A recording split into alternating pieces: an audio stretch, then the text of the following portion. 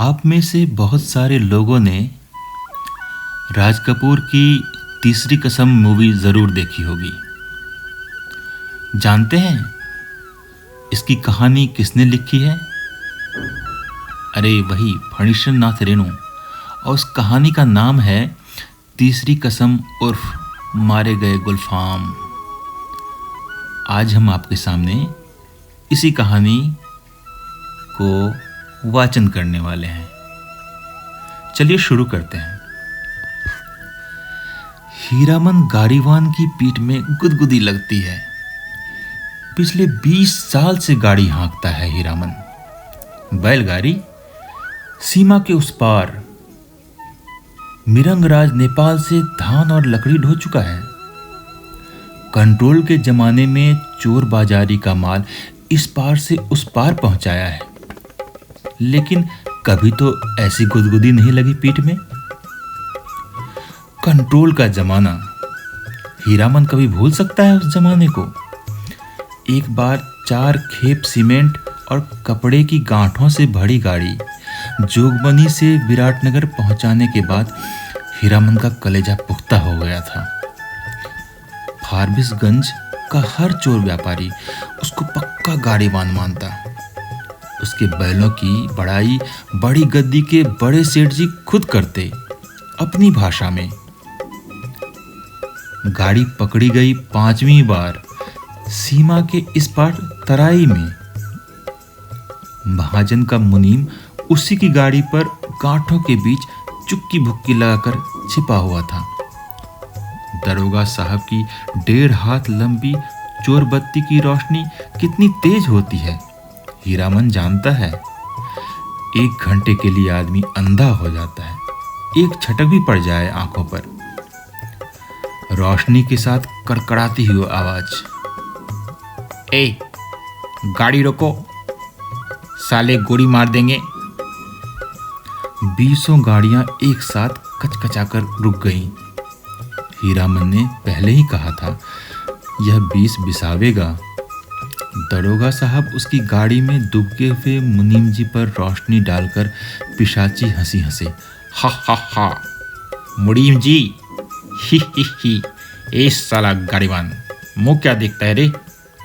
कंबल हटाओ इसके मुंह से। हाथ की छोटी लाठी से मुनीम जी के पेट में कोंचा मारते हुए कहा था, इस बोरे को, इस साला। बहुत पुरानी अखज अदावट होगी दरोगा साहब और मुनीम जी में। नहीं तो उतना रुपया कबूलने पर भी पुलिस दरोगा का मन न डोले भला। 4000 तो गाड़ी पर बैठा बैठा ही दे रहा था। लाठी से दूसरी बार खोंचा मारा दरोगा ने।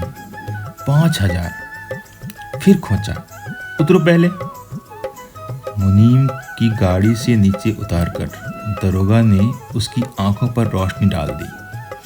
फिर 2 सिपाहियों के साथ सड़क के 20-25 रस्सी दूर झाड़ी के पास ले गए। गाड़ीवान और गाड़ियों पर 5-5 बंदूक वाले सिपाहियों का पहरा। हीरामन समझ गया इस बार निस्तार नहीं, जेल। हीरामन को जेल का डर नहीं, लेकिन उसके बैल ना जाने कितने दिनों तक बिना चारा पानी के सरकारी फाटक में पड़े रहेंगे, भूखे प्यासे, फिर नीलाम हो जाएंगे। भैया और भौजी को वह मुंह नहीं दिखा सकेगा कभी। नीलाम की बोली उसके कानों के पास गूंज गई। 1, 2, 3। दरोगा और मुनीम में बात पट नहीं रही थी शायद। हीरामन की गाड़ी के पास तैनात सिपाही ने अपनी भाषा में दूसरे सिपाही से धीमी आवाज में पूछा, का हो, मामला गोल हो कि का? फिर खैनी तंबाकू देने के बहाने उस सिपाही के पास चला गया। 1, 2, 3-4 गाड़ियों की आड़ हीरामन ने फैसला कर लिया। उसने धीरे से अपने बैलों के गले की रस्सियां खोल दी। गाड़ी पर बैठे बैठे दोनों को जुड़वा बांध दिया। बैल समझ गए उन्हें क्या करना है। हीरामन उतरा। जुते ही गाड़ी में बांस की टिकटी लगाकर बैलों के कंधों को बेलाग किया, दोनों के कानों के पास गुदगुदी लगा दी और मन ही मन बोला, चलो भैयन, जान बचेगी तो ऐसी ऐसी सग्गड़ गाड़ी बहुत मिलेगी। 1 2 3 9 2 11। गाड़ियों की आड़ में सड़क के किनारे दूर तक घनी झाड़ी फैली हुई थी। दम साध कर तीनों प्राणियों ने झाड़ियों को पार किया, बेखटक बेआहट। फिर 1 ले 2 ले दुल की चाल। दोनों बैल सीना तान कर फिर तराई के घने जंगलों में घुस गए। राह सूंघते नदी नाला पार करते हुए भागे पूंछ उठाकर। पीछे पीछे हीरामन रात भर भागते रहे ये तीनों जन। घर पहुंचकर 2 दिन तक बेसूध पड़ा रहा हीरामन। होश में आते ही उसने कान पकड़कर कसम खाई थी, अब कभी ऐसी चीज को लादनी नहीं लादेंगे। चोर बाजारी का माल, तौबा तौबा। पता नहीं मुनीम का क्या हुआ, भगवान जाने उसकी सग्गड़ गाड़ी का क्या हुआ। असली इस्पात की लोहे की धुरी थी, दोनों पहिए तो नहीं, एक पहिया एकदम नया था। गाड़ी में रंगीन डोरियों के फुंदे बड़े जतन से गूंथे गए थे। 2 कस्में खाई हैं उसने, एक चोर बाजारी का माल नहीं लादेंगे, दूसरी बांस। अपने हर भाड़ेदार से वह पहले ही पूछ लेता है, चोरी चमारे वाली चीज तो नहीं। और बांस लादने के लिए 50 रुपए भी दे कोई, हीरामन की गाड़ी नहीं मिलेगी। दूसरे की गाड़ी देखें, बांस लदी हुई गाड़ी, गाड़ी से 4 हाथ आगे बांस का अगवा निकला रहता है और पीछे की ओर 4 हाथ पिछुआ। काबू के बाहर रहती है गाड़ी हमेशा। सो बेकाबू वाली लदनी और खरिया शहर वाली बात। तिस पर बांस का अगवा पकड़कर चलने वाला भाड़ेदार का महाभगवा नौकर। लड़की स्कूल की ओर देखने लगा, बस मोड़ पर घोड़ा गाड़ी से टक्कर हो गई। जब तक हीरामन बैलों की रस्सी खींचे तब तक घोड़ा गाड़ी की छतरी बांस के अगवा में फंस गई। घोड़ा वाली ने तड़ातड़ चाबुक मारते हुए गाली दी थी, बांस की लदनी नहीं। हीरामन ने खरियाई शहर की लदनी भी छोड़ दी और अब फारबिसगंज से मोरंग का भाड़ा ढूंढना शुरू किया तो गाड़ी ही पार। कई वर्षों तक हीरामन ने बैलों को आधीदारी पर जोता, आधा भाड़ा गाड़ी वाले का और आधा बैल वाले का। इस गाड़ीवानी करो मुफ्त, आधीदारी की कमाई से बैलों के ही पेट नहीं भरते। पिछले साल ही उसने अपनी गाड़ी बनवाई है। देवी मैया भला करें उस सर्कस कंपनी के बाघ का। पिछले साल इसी मेले में बाघ गाड़ी को ढोने वाले दोनों घोड़े मर गए।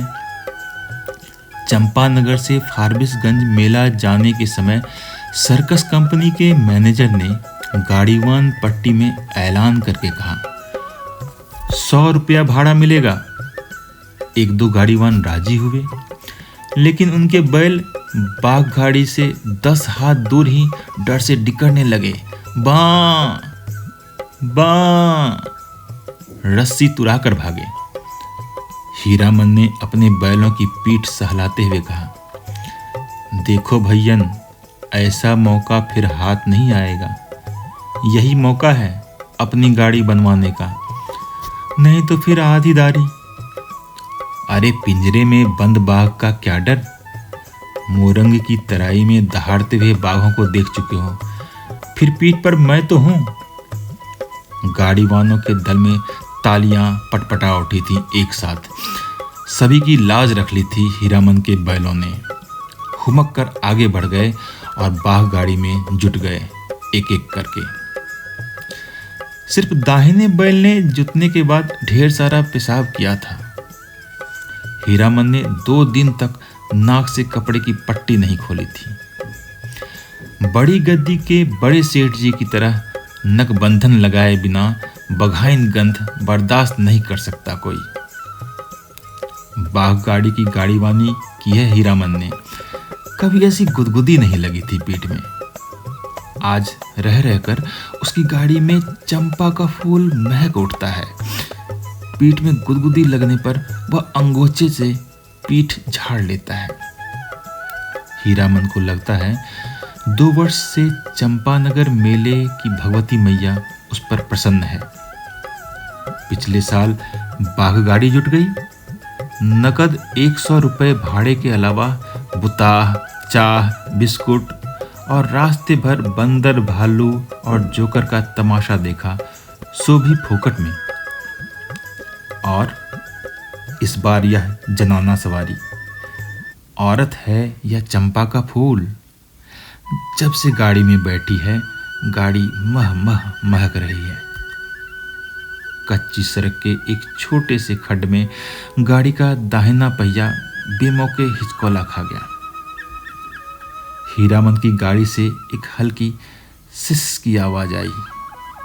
हीरामन ने दाहिने बैल को दुआली से पीटते हुए कहा, साला क्या समझता है, बोरे की लदनी है क्या? आह, मत मारो। अनदेखी औरत की आवाज ने हीरामन को अचरज में डाल दिया। बिल्कुल महीन फेन गुलासी बोली, मथुरा मोहन नौटंकी कंपनी में लैला बनने वाली हीराबाई का नाम किसने नहीं सुना होगा भला। लेकिन हीरामन की बात निराली है। उसने 7 साल तक लगातार मेलों की लदनी लादी है। कभी नौटंकी थिएटर या बाइस्कोप सिनेमा नहीं देखा। लैला या हीराबाई का नाम भी उसने नहीं सुना कभी। देखने की क्या बात। सो मेला टूटने के 15 दिन पहले आधी रात की बेला में काली ओढ़नी में लिपटी औरत को देखकर उसके मन में खटका अवश्य लगा था। बक्सा ढोने वाला नौकर गाड़ी भाड़ा में मोल मुलाई करने की कोशिश की तो ओढ़ने वाली ने सिर हिलाकर मना कर दिया। हीरामन ने गाड़ी जोतते हुए नौकर से पूछा, क्या भैया, कोई चोर चमारी का माल वाल तो नहीं? हीरामन को फिर अचरज हुआ। बक्सा ढोने वाले आदमी ने हाथ के इशारे से गाड़ी हाँकने को कहा और अंधेरे में गायब हो गया। हीरामन को मेले में तंबाकू बेचने वाली बूढ़ी की काली साड़ी की याद आ गई थी। ऐसे में कोई क्या गाड़ी हाँके? एक तो पीठ में गुदगुदी लग रही है, दूसरे रह रह कर चंपा का फूल खिल जाता है उस गाड़ी में। बैलों को डांटो तो इस बिस बिस करने लगती है। उसकी सवारी औरत अकेली, तंबाकू बेचने वाली बूढ़ी नहीं। आवाज सुनने के बाद वह बार बार मुड़कर टप्पर में एक नजर डाल लेता है। अंगोछे से पीठ झाड़ता है। भगवान जाने क्या लिखा है इस बार उसकी किस्मत में। गाड़ी जब पूरब की ओर मुड़ी, एक टुकड़ा चांदनी उस गाड़ी में समा गई। सवारी की नाक पर एक जुगनू चगमगा उठा। हीरामन को सब कुछ रहस्यमय, अजगुत अजगुत लग रहा था। सामने चंपानगर से सिंघिया गांव तक फैला हुआ मैदान। कहीं डाकिन पिशाचनी तो नहीं? हीरामन की सवारी ने करवट ली। चांदनी पूरे मुखड़े पर पड़ी तो हीरामन चीखते चीखते रुक गया। अरे बाप, ये तो परी है। परी की आंखें खुल गईं। हीरामन ने सामने सड़क की ओर मुंह कर लिया और बैलों को टिटकारी दी। वह जीभ को तालू से सटाकर टी टी टी टी टी आवाज निकालता है। हीरामन की जीभ न जाने कब से सूखकर लकड़ी जैसी हो गई थी। भैया, तुम्हारा नाम क्या है? हुबहू फेनु गिलास। हीरामन के रोम रोम बज उठे। मुंह से बोली नहीं निकली। उसके दोनों बैल भी कान खड़े करके इस बोली को परखते हैं। मेरा नाम है हीरामन। उसकी सवारी मुस्कुराती है, मुस्कुराहट में खुशबू है। तब तो मीता कहूंगी, भैया नहीं, मेरा नाम भी हीरा है। इस हीरामन को प्रतीत नहीं, मर्द और औरत के नाक में फर्क होता है। हाँ जी, मेरा नाम भी हीराबाई है। कहाँ हीरामन और कहाँ हीराबाई, बहुत फर्क है। हीरामन ने अपने बैलों को झिड़की दी। कान चुनियाकर गप सुनने से ही 30 कोस मंजिल कटेगी क्या? इस बाएं नाटे के पेट में शैतानी भरी है। हीरामन ने बाएं बैल को दुआली की हल्की झड़प दी। मारो मत, धीरे धीरे चलने दो, जल्दी क्या है? हीरामन के सामने सवाल उपस्थित हुआ। वह क्या कहकर गप करे हीराबाई से, तोहें कहे या अहां? उसकी भाषा में बड़ों को अहां अर्थात आप कहकर संबोधित किया जाता है। कचराही बोली में 2-4 सवाल जवाब चल सकते हैं। दिल खोल गप तो गांव की बोली में ही की जा सकती है किसी से।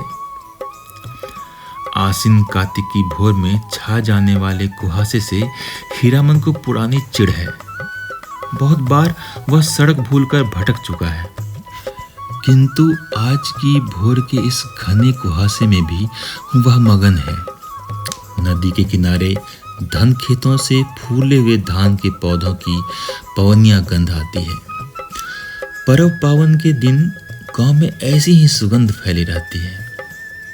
उसकी गाड़ी में फिर चंपा का फूल खिला। उस फूल में एक परी बैठी है, जय भगवती।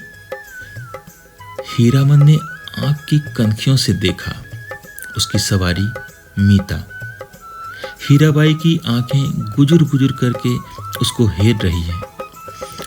हीरामन के मन में कोई अजानी रागिनी बज उठी। सारी देह सिरसिरा रही है। वह बोला, बैल को मारते हैं तो आपको बहुत बुरा लगता है? हीराबाई ने परख लिया, हीरामन सचमुच हीरा है। 40 साल का हट्टा कट्टा, काला कलोटा देहाती नौजवान अपनी गाड़ी और अपने बैलों के सिवा दुनिया की किसी और बात में विशेष दिलचस्पी नहीं लेता। घर में बड़ा भाई है, खेती करता है, बाल बच्चे वाला आदमी है।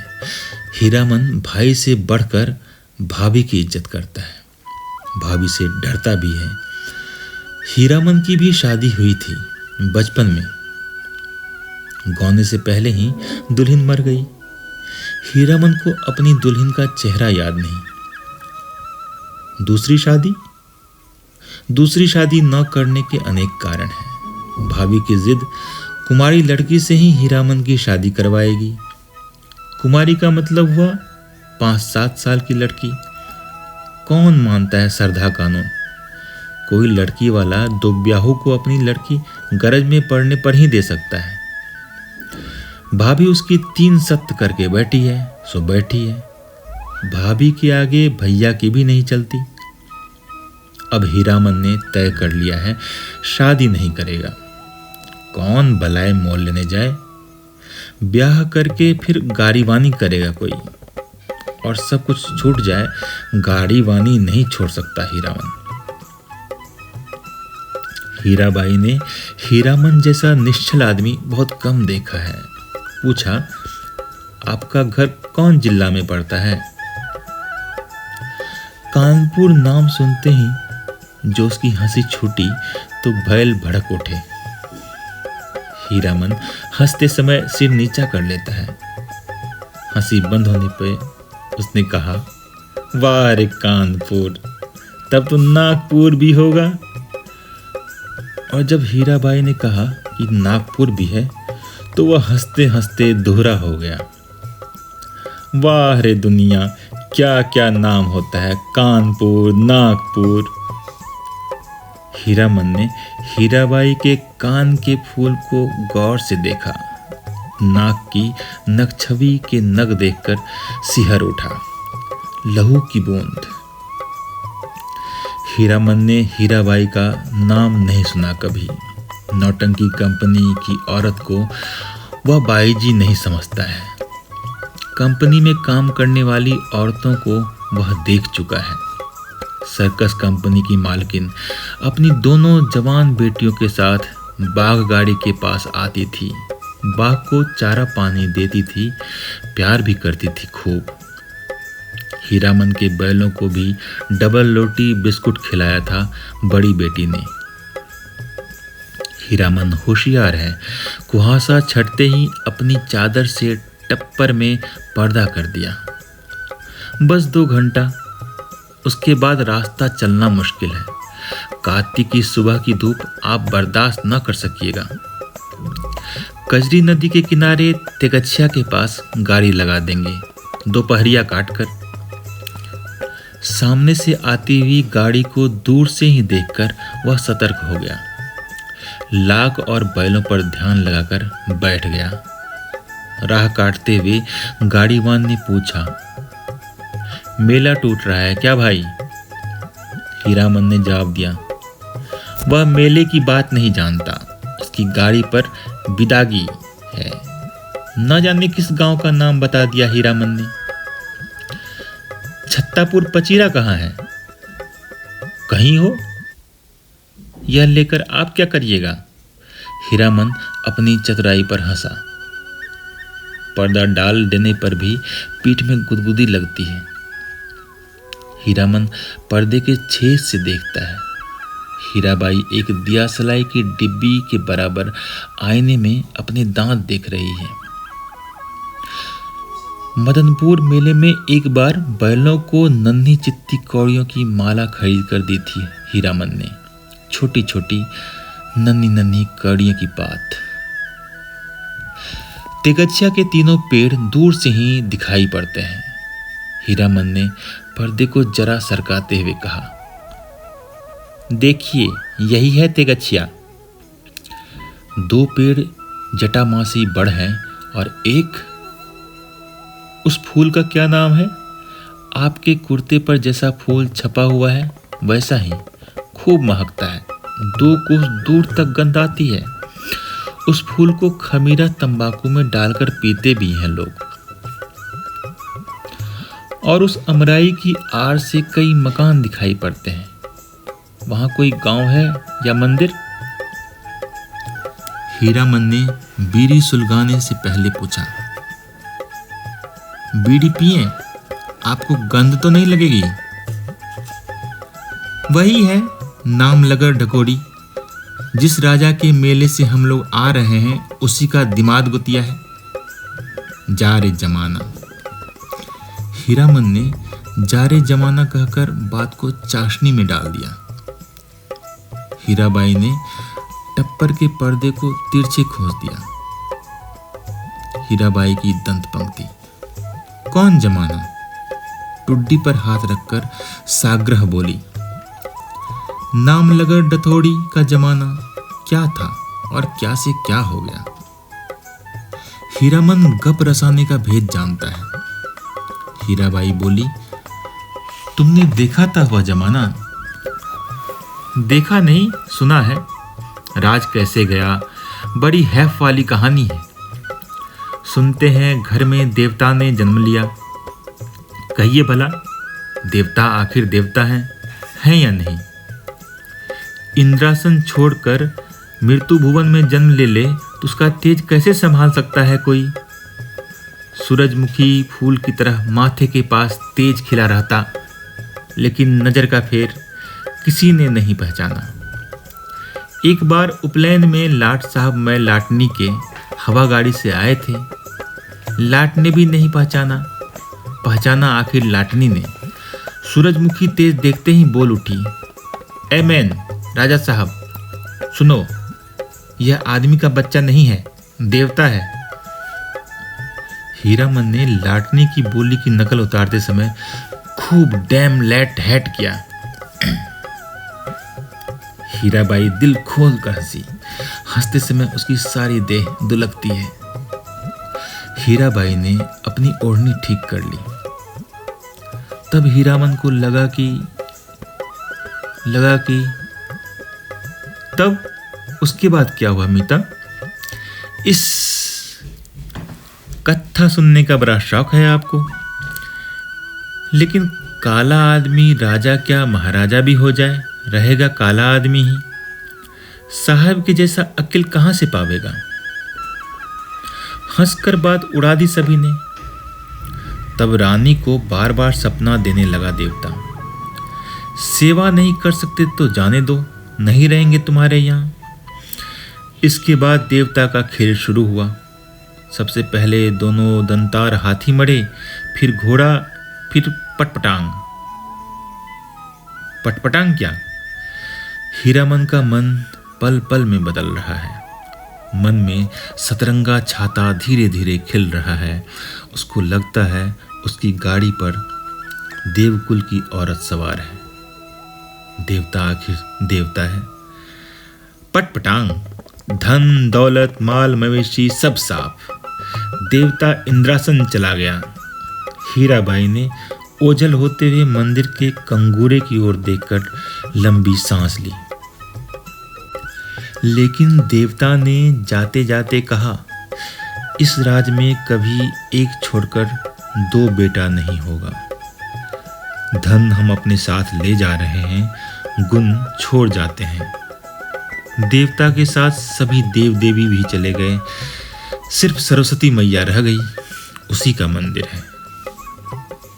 देसी घोड़े पर पाट के बोझ लादे कुछ बनियों को आते देखकर हीरामन ने टप्पर के पर्दे को गिरा दिया, बैलों को ललकार कर कहा और विदेशिया नाच का वंदना गीत गाने लगा।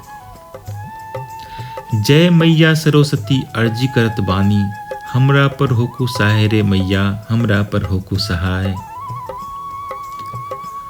घोड़लद्दे बनियों ने हीरामन से हुलसकर पूछा, क्या भाव पटुआ खरीदते हैं महाराज?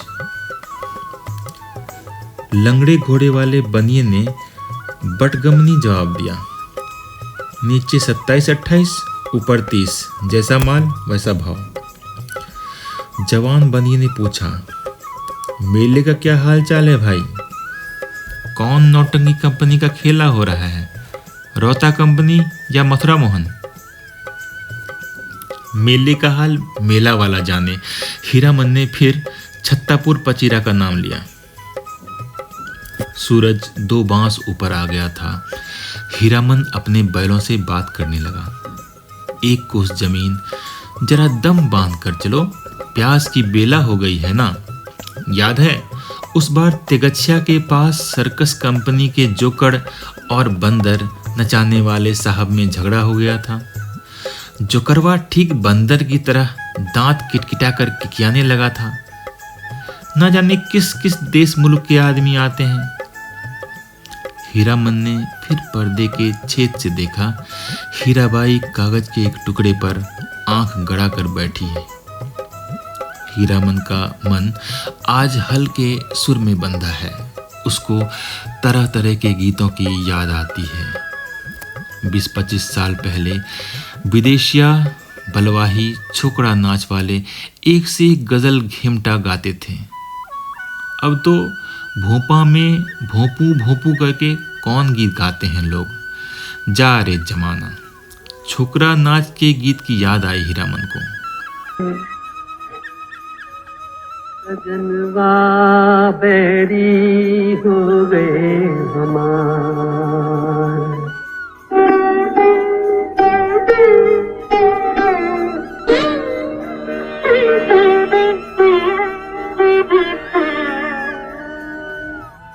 सजनवा बैरी हो गए हमार।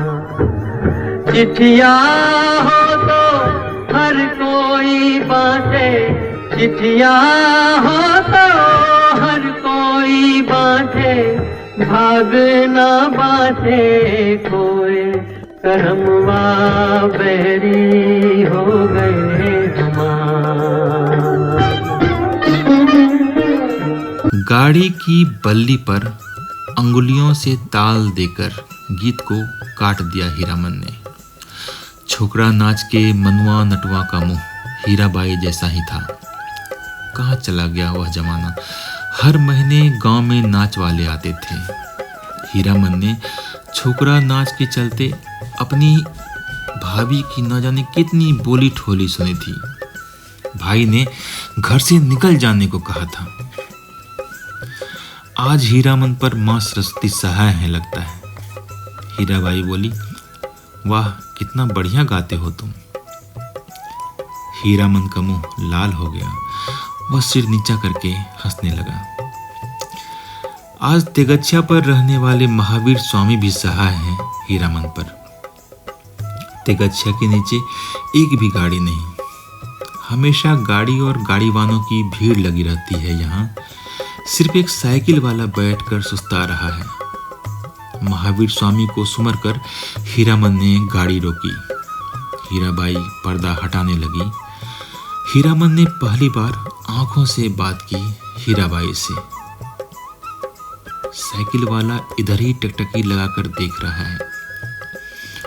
बैलों को खोलने के पहले बांस की टिकटी लगाकर गाड़ी को टिका दिया।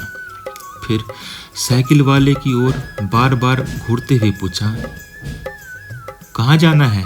मेला? कहाँ से आ रहे हो? बिशनपुर से? बस इतनी ही दूर में थसाकर थक गए? जा रे जवानी। साइकिल वाला दुबला पतला नौजवान मिनमिनाकर कुछ बोला और बीड़ी सुलगाकर उठ खड़ा हुआ। हीरामन दुनिया भर की निगाह से बचा कर रखना चाहता है हीराबाई को। उसकी चारों ओर उसने नजर दौड़ाकर देख लिया, कहीं कोई गाड़ी या घोड़ा तो नहीं। कजरी नदी की दुबली पतली धारा तेगच्छा के पास आकर पूरब की ओर मुड़ गई है। हीराबाई पानी में बैठी हुई भैंसों और उसकी पीठ पर बैठे हुए बगुलों को देखती रही। हीरामन बोला, जाइए घाट पर मुंह हाथ धोआइए। हीराबाई गाड़ी से नीचे उतरी। हीरामन का कलेजा धड़क उठा। नहीं नहीं, पांव सीधे हैं, टेढ़े नहीं। लेकिन तलवा इतना लाल क्यों है?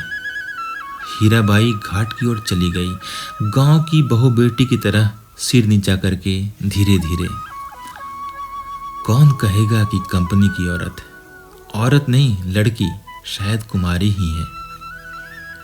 हीरामन टिकटी पर टिकी गाड़ी पर बैठ गया। उसने टप्पड़ में झांक कर देखा। एक बार इधर उधर देखकर हीराबाई के तकिए पर हाथ रख दिया। फिर तकिए पर केहूनी डालकर झुक गया, झुकता गया। खुशबू उसकी देह में समा गई। तकिए के गिलाफ पर कढ़े फूलों को अंगुलियों से छूकर सूंघा। हाय रे हाय, इतनी सुगंध! हीरामन को लगा एक साथ 5 चीलम गांजा फूंक कर वह उठा है। हीराबाई के छोटे आईने में उसने अपना मुंह देखा। आंखें उसकी इतनी लाल क्यों हैं? हीराबाई लौट कर आई तो उसने हंसकर कहा, अब आप गाड़ी का पहरा कीजिए, मैं आता हूं तुरंत। हीरामन ने अपनी सफरी झोली से सहेजी हुई गंजी निकाली, गमछा झाड़कर कंधे पर लिया और हाथ में बाल्टी लटकाकर चला। उसके बैलों ने बारी बारी से हूंक हूंक करके कुछ कहा। हीरामन ने जाते जाते उलट कर कहा, हाँ हाँ, प्यास सभी को लगी है, लौट कर आता हूँ तो घास दूंगा, बदमाशी मत करो। बैलों ने कान हिलाए। नहा धोकर कब लौटा हीरामन, हीराबाई को नहीं मालूम। कजरी की धारा को देखते देखते उसकी आंखों में रात की उछटी हुई नींद लौट आई थी। हीरामन पास के गांव से जलपान के लिए दही चूड़ा चीनी ले आया है। उठिए, नींद तोड़िए, 2 मुट्ठी जलपान कर लीजिए। हीराबाई आंख खोलकर अचरज में पड़ गई। एक हाथ में मिट्टी के नए बर्तन में दही, केले के पत्ते, दूसरे हाथ में बाल्टी भर पानी। आंखों में आत्मीयतापूर्ण अनुरोध। इतनी चीजें कहां से ले आए? इस गांव का दही नामी है, चाह तो फारबिसगंज जाकर ही पाइएगा।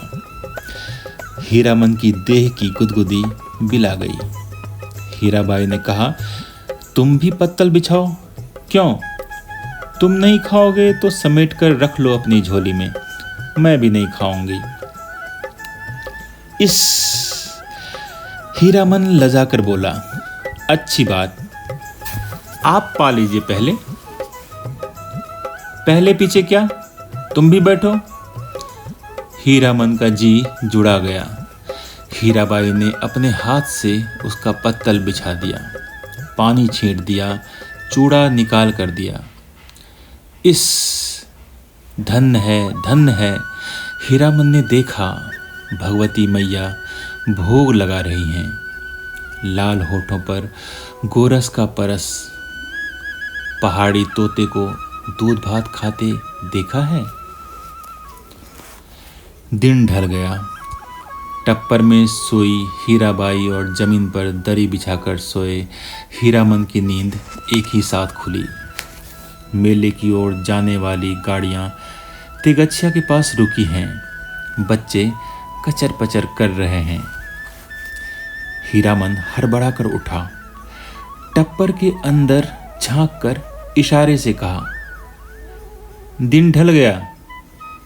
गाड़ी में बैलों को जोतते समय उसने गाड़ी वालों के सवालों का कोई जवाब नहीं दिया। गाड़ी हाँकते हुए बोला, सिरपुर बाजार के अस्पताल की डॉक्टरनी है, रोगी देखने जा रही हैं, पास ही कुड़मा गांव। हीराबाई छत्तापुर पचीरा का नाम भूल गई। गाड़ी जब कुछ दूर आगे बढ़ गई तो उसने हंसकर पूछा, पत्तापुर छपीरा? हंसते हंसते पेट में बल पड़ गए हीरामन के। पत्तापुर छपीरा, हा, वे लोग छत्तापुर पचीरा के ही गाड़ीवान थे, उनसे कैसे कहता? हीराबाई मुस्कुराती हुई गांव की ओर देखने लगी। सड़क तेगच्छिया गांव के बीच से निकलती है। गांव के बच्चों ने पर्दे वाली गाड़ी देखी और तालियां बजा बजा कर रटी हुई पंक्तियां दोहराने लगे। लाली लाली डोलिया में लाली रे दुल्हनिया, पिया की पियारी बोली भाली रे दुल्हनिया। लाली लाली डोलिया में लाली रे दुल्हनिया, मीठे बहन की बहनों वाली रे दुल्हनिया। लाली लाली डोलिया में लाली रे दुल्हनिया, पिया की पियारी बोली भाली रे दुल्हनिया। हीरामन हंसा। दुल्हनिया, लाली लाली डोलिया। दुल्हनिया पान खाती है, दुल्हा की पगड़ी में मुंह पोंछती है। आ दुल्हनिया, तेगच्छिया गांव के बच्चों को याद रखना। लौटती बेर गुड़ का लड्डू लेती आइयो, लाख बरिस तेरा दुल्हा जाए। कितने दिनों का हौसला पूरा हुआ है हीरामन का। ऐसे कितने सपने देखे हैं उसने। वह अपनी दुल्हन को लेकर लौट रहा है। हर गांव के बच्चे तालियां बजाकर गा रहे हैं। हर आंगन से झांक कर देख रही हैं औरतें। मर्द लोग पूछते हैं, कहाँ की गाड़ी है, कहाँ जाएगी? उसकी दुल्हन डोली का पर्दा थोड़ा सरका कर देखती है। और भी कितने सपने।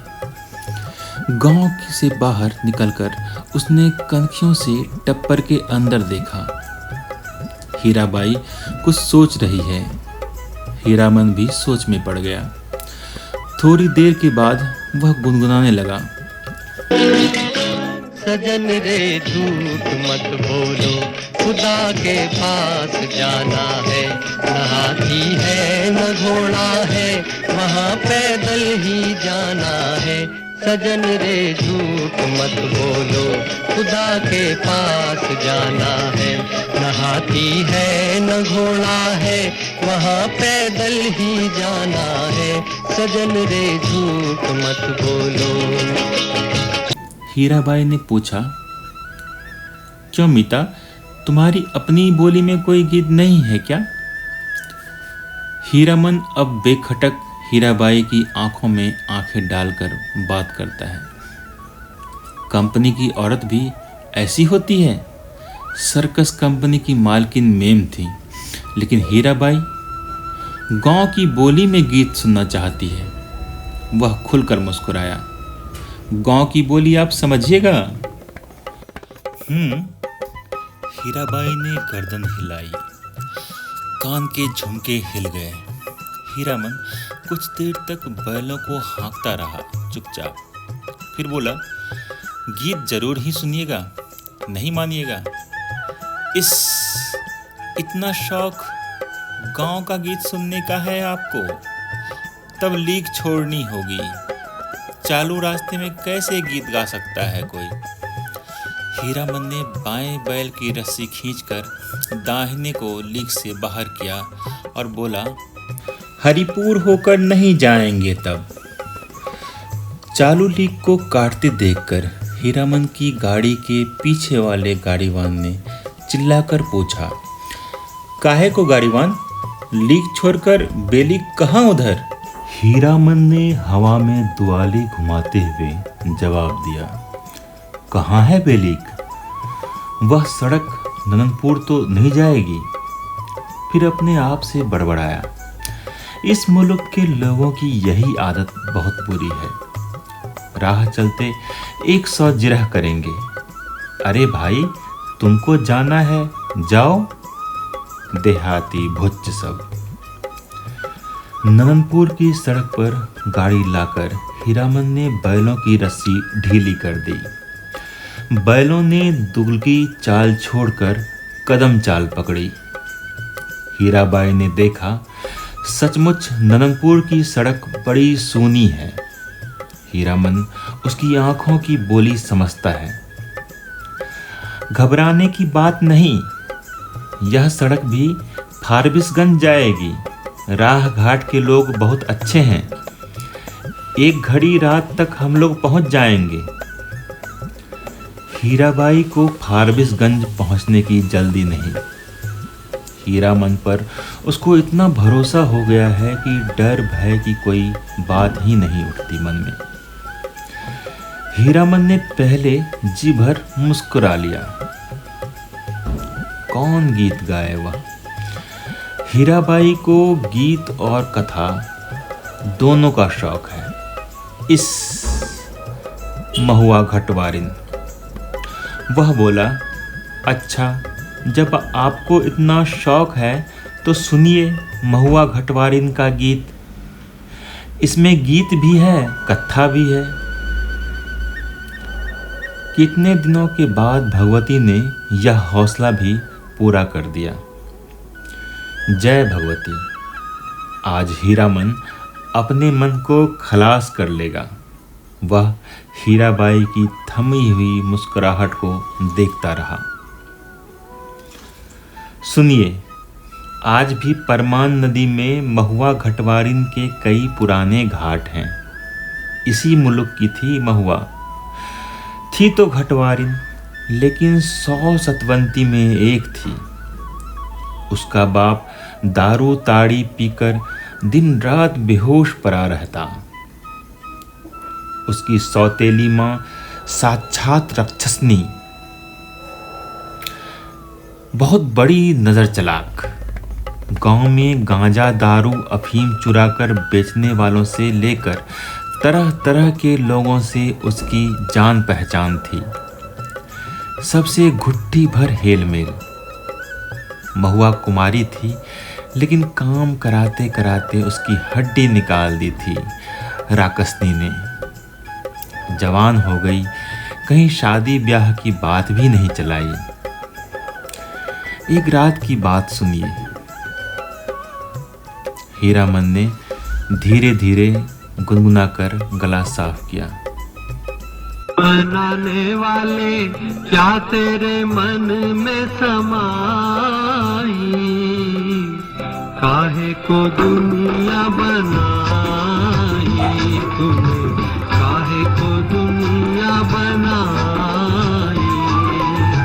दुनिया बनाने तेरे मन में समाई, काहे को दुनिया बनाई तूने, काहे को दुनिया बनाई। ओ माँ, सावन भादों की उमड़ी हुई नदी, भयावनी रात, बिजली कड़कती है, मैं बारीक बारीक नन्ही बच्ची, मेरा कलेजा धड़कता है, अकेली कैसे जाऊं घाट पर।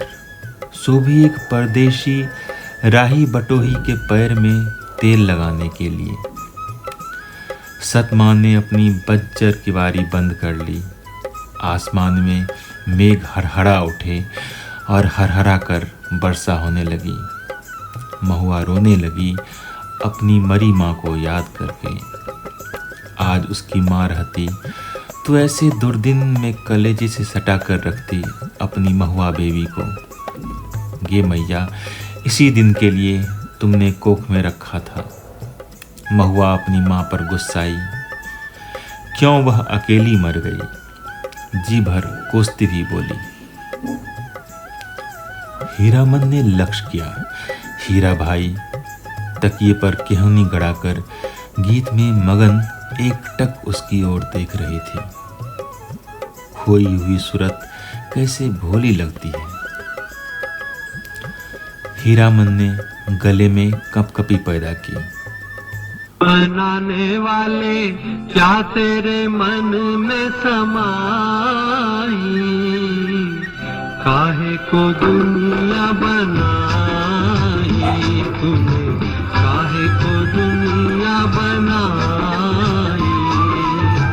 दुनिया बनाने वाले क्या तेरे मन में समाई, काहे को दुनिया बनाई तूने, काहे को दुनिया बनाई। हीरामन ने दम लेते हुए पूछा, भाखा भी समझती हैं कुछ या खाली गीत ही सुनती हैं। हीरा बोली, सब समझती हूँ। उटगन माने उबटन, जो देह में लगाते हैं। हीरामन ने विस्मित होकर कहा, इस सो रोने धोने से क्या होए। सौदागर ने पूरा दाम चुका दिया था महुआ का। बाल पकड़कर घसीटता हुआ नाव पर चढ़ा और माझी को हुक्म दिया, नाव खोलो, पाल खोलो। पाल वाली नाव पर चिड़िया की तरह उड़ चली। रात भर महुआ रोती छटपटाती रही। सौदागर के नौकरों ने बहुत डराया धमकाया, चुप रहो नहीं तो उठाकर पानी में फेंक देंगे। बस महुआ को बात सूझ गई। भोर का तारा मेघ की आड़ से जरा बाहर आया, फिर छिप गया। इधर महुआ भी छपाक कूद पड़ी पानी में। सौदागर का एक नौकर महुआ को देखते ही मोहित हो गया था। महुआ की पीठ पर वह भी कूदा।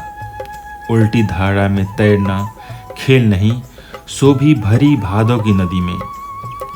महुआ असल घटवारिन की बेटी थी। मछली भी भला थकती है पानी में। सफरी मछली जैसी फरफराती पानी चीरती भागी चली जा रही है और इसके पीछे सौदागर का नौकर पुकार पुकार कर कहता है, महुआ जरा थमो, तुमको पकड़ने नहीं आ रहा, तुम्हारा साथी हूँ, जिंदगी भर साथ रहेंगे हम लोग। लेकिन हीरामन का बहुत प्रिय गीत है यह। महुआ घटवारिन गाते समय उसके सामने सावन भादों की नदी उमड़ने लगती है। अमावस्या की रात और घने बादलों में रह रहकर बिजली चमक उठती है। उसी चमक में लहरों से लड़ती हुई बारी कुमारी महुआ की झलक उसे मिल जाती है। सफरी मछली की चाल और तेज हो जाती है। उसको लगता है वह खुद सौदागर का नौकर है। महुआ कोई बात नहीं सुनती, प्रतीत करती नहीं, उलटकर देखती भी नहीं, और वह थक गया है तैरते तैरते। इस बार लगता है महुआ ने अपने को पकड़ा लिया, खुद ही पकड़ में आ गई। उसने महुआ को छू लिया है पा लिया है उसकी थकन दूर हो गई है। 15-20 साल तक उमड़ती हुई नदी की उल्टी धारा में तैरते हुए उसके मन को किनारा मिल गया। आनंद के आंसू कोई रोक नहीं मानते। उसने हीराबाई से अपनी गीली आंखें चुराने की कोशिश की, किंतु हीरा तो उसके मन में बैठी न जाने कब से सब कुछ देख रही थी।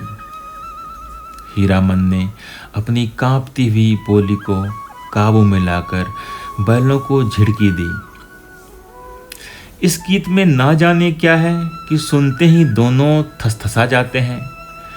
लगता है 100 मन बोझ लाद दिया है किसी ने। हीराबाई लंबी सांस लेती है। हीरामन के अंग अंग में उमंग समा जाती है। तुम तो उस्ताद हो मीता। इस आसिन कार्तिक का सूरज 2 बांस दिन रहते ही कुम्हला जाता है। सूरज डूबने से पहले ही ननकपुर पहुंचना है। हीरामन बैलों को समझा रहा है। कदम खोलकर और कलेजा बांध कर चलो। ए छिछी बढ़ के भैयन ले। ननकपुर तक वह अपने बैलों को ललकारता रहा। हर ललकार के पहले वह अपनी बैलों को बीती हुई बातों की याद दिलाता। याद नहीं चौधरी की बेटी की बारात में कितनी गाड़ियां थीं, सबको कैसे मात किया था। हाँ वही कदम निकालो। ले ले ले। ननकपुर से फारबिसगंज 3 कोस, 2 घंटे और। ननकपुर के हाट पर आजकल चाय भी बिकने लगी है। हीरामन अपने लोटे में चाय भरकर ले आया। कंपनी की औरत को जानता है वह सारा दिन घड़ी घड़ी भर में चाय पीती रहती है। चाय है या जान। हीरा हंसते हंसते लोटपोट हो रही। अरे तुमसे किसने कह दिया कि कुंवारे आदमी को चाय नहीं पीनी चाहिए। हीरामन लजा गया। क्या बोले, लाज की बात, लेकिन वह भोग चुका है एक बार। सर्कस कंपनी की मेम की हाथ की चाय पीकर उसने देख लिया। बड़ी गरम तासीर। पीजिए गुरुजी। हीरा हंसी। इस ननकपुर हाट पर ही दिया बाती जल चुकी थी। हीरामन ने अपना सफरी लालटेन जलाकर पिछवा में लटका दिया। आजकल शहर से 5 कोस दूर गांव वाले भी अपने को शहरों समझने लगे हैं। बिना रोशनी की गाड़ी को पकड़कर चालान कर देते हैं। 12 बखेड़ा। आप मुझे गुरुजी मत कहिए। तुम मेरे उस्ताद हो। हमारे शास्त्र में लिखा हुआ है, एक अक्षर सिखाने वाला भी गुरु और एक राग सिखाने वाला भी उस्ताद। इस शास्त्र पुराण भी जानती है। मैंने क्या सिखाया, मैं क्या। हीरा हंसकर गुनगुनाने लगी। हे सावना भादवा केर। हीरामन अचरज के मारे गूंगा हो गया। इस इतना तेज जहन। हूबहू महुआ घटवारिन। गाड़ी सीताघार की एक सूखी धारा की उतराई पर गड़गड़ाकर नीचे की ओर उतरी। हीराबाई ने हीरामन का कंधा धर लिया एक हाथ से। बहुत देर तक हीरामन के कंधे पर उसकी अंगुलियां पड़ी रहीं। हीरामन ने नजर फिराकर कंधे पर केंद्रित करने की कोशिश की कई बार। गाड़ी चढ़ाई पर पहुंची तो हीरा की ढीली अंगुलियां फिर तन गईं। सामने फारबिसगंज की रोशनी झिलमिला रही है। शहर से कुछ दूर हटकर मेली की रोशनी। टप्पर में लगते लालटेन की रोशनी में छाया नाचती है आसपास। डबडबाई आंखों से हर रोशनी सूरजमुखी फूल की तरह दिखाई पड़ती है। अभी आपने तीसरी कसम उर्फ मारे गए गुलफाम कहानी का पहला भाग सुना। दूसरे एपिसोड में हम सुनेंगे इस कहानी का दूसरा भाग। धन्यवाद।